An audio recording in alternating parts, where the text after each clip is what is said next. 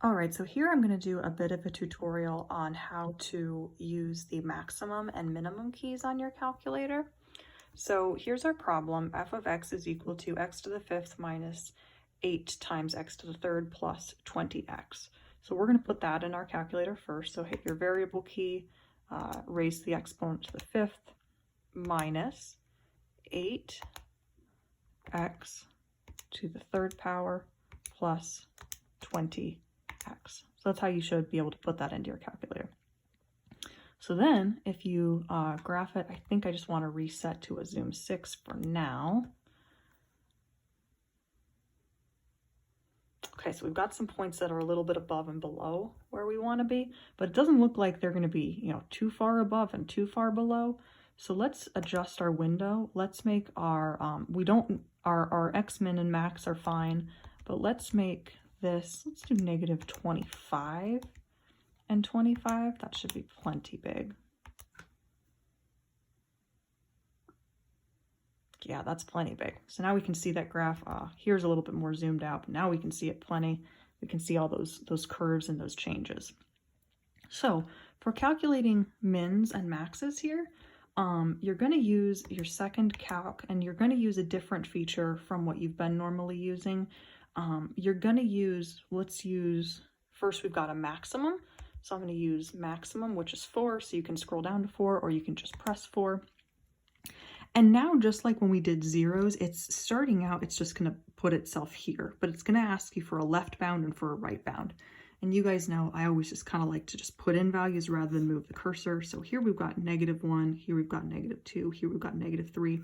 So I'm going to give it a left bound of -3. I'm going to put it in like that. And then this is -2, this is -1. If I have it search between -3 and -1, I'm definitely going to hit that point. So for the right bound, I'm just going to put in -1, and then I'm going to hit enter. Hitting enter is that very important step. You guys know I don't like to give it a guess. I'm just going to hit enter again, and it's going to give me my maximum. So you can tell that it's giving me my maximum because it says maximum. And remember, when we do these, we want to make sure that we put, maximum value of, and then we're going to round to 2 decimal places. So we've got -7.86. So that's the local maximum value of this output at this input. Make sure you don't express your answer as an ordered pair, because then which one's the maximum, which one's the input, we don't really know. So that's how you're going to do the maximum. And then let's do the minimum again. So we're going to hit second calc, and we're going to go for our minimum. So we're going to go for option number 3 on this menu. So now I already know where my where this is. So I'm just going to give it for it's left bound. I'm going to give it -2. And for the right bound, I think I'm just going to put 0.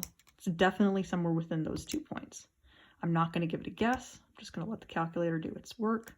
So I've got a minimum of -13.02 at x equals -1.04, which again, as you can see, that's what I wrote down for my answer. Minimum value of my y coordinate at whatever my x input was. I'm not going to do the other 2 points. The other 2 points would be up here and here, because I think that you get the idea. In this case, we do have symmetry.